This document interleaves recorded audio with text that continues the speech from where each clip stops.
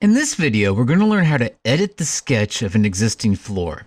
And what this means is edit the way that the existing floor currently is formed. In this particular instance, we'll be able to see that this part of the building has a floor going all the way through it. Now there's two different ways that we can add openings to a floor. One way is to use what's called an opening object in the floor. The other way is modify the sketch of the floor so that there's a hole right in that location of the floor. To accomplish this, we first need to select on the floor object. And we're on level 2. And honestly, selecting on this floor object could be easy or it could be difficult. The reason why I say that is that if you move up here toward the top, you may accidentally select on such things as the curtain wall or select on one of these exterior walls. And if we want to grab onto the floor, we can't just window around it because that won't select it. One way that you can grab onto a floor is just window around everything in the view, coming up to the filter, which will show up on the ribbon, and then clearing out the check mark next to each of these different items except for the floor.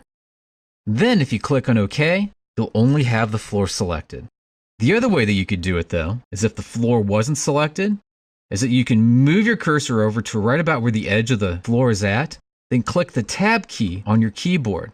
Eventually, that floor will highlight and you can click in order to select the floor.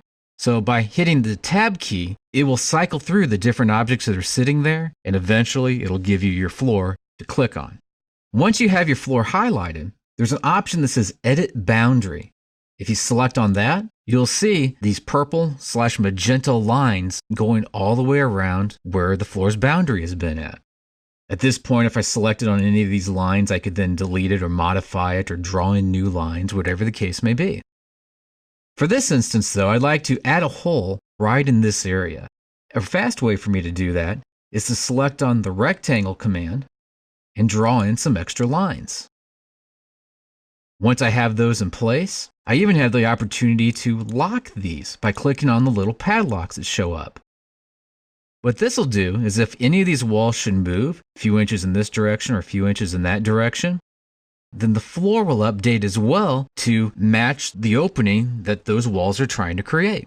Whenever this is done, click on the big green check mark. It'll ask, would you like the walls that go up to this floor's level to attach to its bottom? I'll say yes to that. And that was referring to any walls that may have been in a level down below. Would we still want those to attach to the bottom of the floor? And the answer to that question was yes. Now it's difficult to see whether or not it's cut that opening right now. But if you move down here and select on this box and click on Shaded, we can then see the gray area is where the floor is located at, and the white area is that new hole that we just created. So if you ever need to make a modification to a floor, the first thing you need to do is select the floor.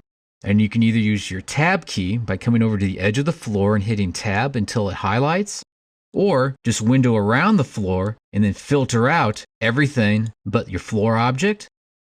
Then once you have it, you can do Edit Boundary to make modifications to either the exterior or interior boundaries to change your floor shape. You can add arcs, circles, and a variety of other shapes to create pretty much any kind of floor condition as far as outer dimensions are concerned that you might need for your flooring conditions.